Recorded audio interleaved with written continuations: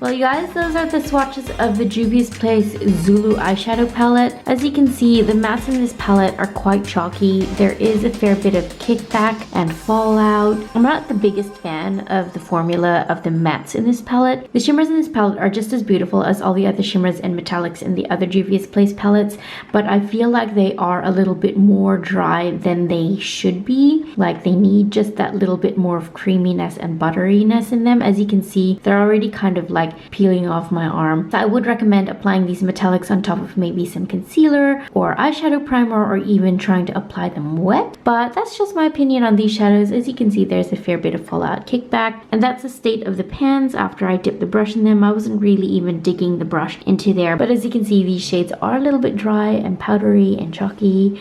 It is, however, a really pretty palette. It's really pretty to look at, and I can definitely make these shades work in a look. They're just a little bit more difficult to work with, considering the dry nature of most of these shades. So that's just my opinion on the palette. Thank you guys for watching today's swatch video. Give it a thumbs up if you enjoyed it, subscribe if you haven't, and I'll see you guys in my next video. Bye!